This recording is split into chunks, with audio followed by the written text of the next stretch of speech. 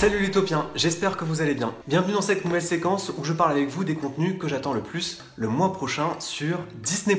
Et avant de démarrer, petite précision, il y a beaucoup de contenus qui n'ont pas encore été annoncés. Disney+ se réserve le droit de certaines surprises et je tiens à vous rappeler que je sortirai bientôt une vidéo pour faire le bilan de ce que je pense de Disney+, de manière globale, donc on en reparlera très bientôt. Alors on va commencer par les films. Dès ce dimanche, vous retrouvez Les Gardiens de la Galaxie 2 sur Disney+.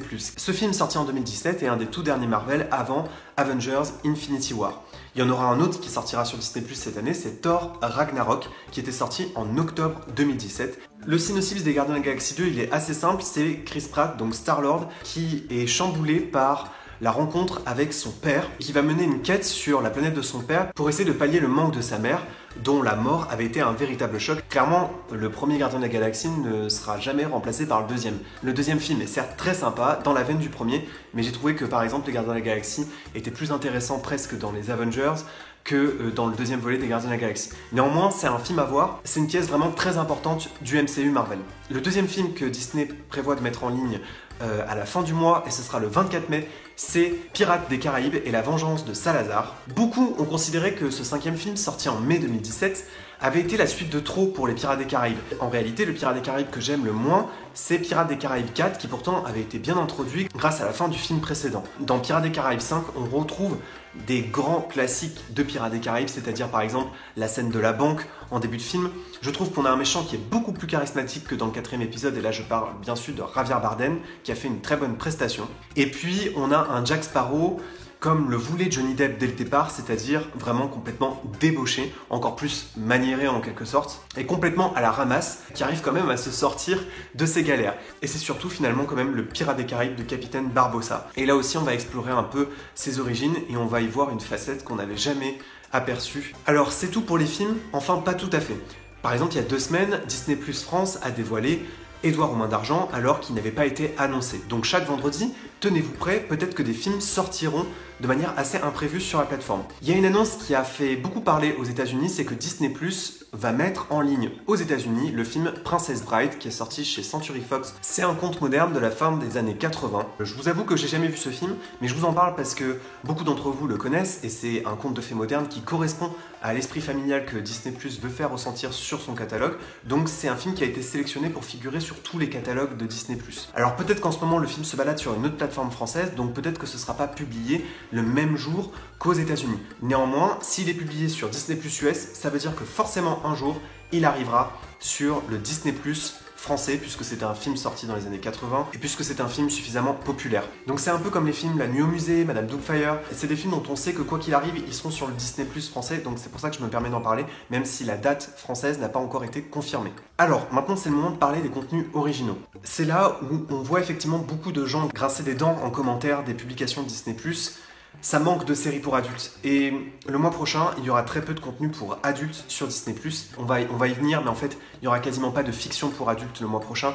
Il y aura des documentaires à destination des adultes, mais pas de fiction. Le contenu original que j'attends le plus ce mois-ci sur Disney+, ça s'appelle Secret de tournage, et en anglais ça s'appelle Pop Culture. C'est un des tout premiers contenus qui avait été annoncé pour Disney+, au moment de la création de la plateforme. C'était même le tout premier en fait. C'est une collaboration entre Walt Disney Archive, qui est vraiment une institution de la Walt Disney Company, et Disney+. C'est un bâtiment dans lequel Walt Disney entrepose toutes ses archives. Ça va des films aux séries en passant bien entendu par les parcs d'attractions.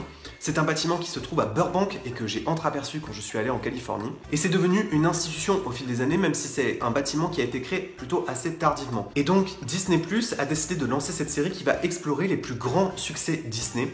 Par exemple, le film Tron, dont on peut retrouver les 2 films sur Disney+ France. On va aussi découvrir les coulisses de la conception du film culte Qui veut la peau de Roger Rabbit. Il y aura d'autres films évidemment comme Mary Poppins, Chérie j'ai rétréci les gosses. En plus des bonus qui existaient déjà pour Pirates des Caraïbes, on va plonger un peu plus dans les secrets de la conception de ce film, puisque vous savez qu'à la base c'est l'attraction qui avait été conçue en premier, donc c'est un morceau très important de l'histoire de Disney, ce film et cette attraction. Et puis ça parlera aussi des œuvres de Tim Burton. Pour l'instant il y a 8 épisodes de prévus, mais évidemment que c'est une série qui peut être tirée à l'infini, et donc évidemment qu'ils vont explorer d'autres grands classiques d'animation. Mais vous voyez aussi qu'il y a beaucoup de live dans cette série, et c'est la particularité de cette série qui explore avant tout, j'ai l'impression, les live action Disney. Une autre série que j'attends énormément, c'est le making of de The Mandalorian, The Mandalorian, qui est la série culte de Disney+, qui en quelque temps est devenue la série la plus regardée au monde et qui va sans doute être récompensée l'année prochaine. Pourquoi c'est intéressant de regarder cette série de making-of sur The Mandalorian? C'est que comme souvent, Star Wars a innové. Une partie de la série a été tournée en décor réel, mais une partie de la série a été tournée à l'aide d'un écran qui projetait directement l'image, ce qui permettait aux acteurs de se sentir beaucoup plus immergés dans le décor que s'ils étaient sur un fond vert ou un fond bleu. Donc c'est une nouvelle technologie qui avait été rarement utilisée jusque-là, et ça permet à la fois aux équipes qui réalisent le film, mais aussi aux acteurs de beaucoup mieux se projeter dans le décor. En mai sur Disney+, aux États-Unis, ils vont sortir le film La Vallée des Castors. Il est fort probable qu'il soit aussi disponible en France, puisqu'à mon avis, aucune autre plateforme de streaming ne l'a acheté. Il s'agit d'un documentaire, et il faut savoir qu'avant Disney Nature, Disney avait créé une série de documentaires qui s'appelait True Life Adventures, dont certains épisodes sont disponibles sur Disney+, et La Vallée des Castors est un de ces épisodes en fait, et il sera sans doute disponible sur Disney+ en mai. Donc les autres programmes qui sont prévus pour mai, c'est évidemment les programmes qui sont actuellement en cours de diffusion. La série Disney Insider, que je trouve assez inégale mais parfois intéressante. Vous avez One Day à Disney, donc les courts-métrages. Donc là, je vous avais déjà donné mon avis, je trouvais ça pas très intéressant. The Clone Wars, qui a vraiment une saison finale complètement explosive et que pour le coup, je vous conseille. L'épisode final va bientôt être diffusé aux États-Unis, donc en France, dans les 2 mois à venir. Il y a des épisodes aussi de Sous les feux de la rampe, l'émission À vous chef également, les mariages de rêve. Voilà, encore une fois, beaucoup d'autres contenus vont être ajoutés, mais c'est ce qu'on sait à date. Et puis de toute façon, tous les vendredis, il y a des surprises dans les programmes dévoilés. Voilà les taupiens, n'hésitez pas à me dire quel est le programme que vous attendez le plus ce mois-ci. Et on se retrouve dans un mois pour les nouveaux contenus qui seront disponibles sur Disney+. D'ici là, n'oubliez pas que vos rêves sont éternels. Bye tout le monde!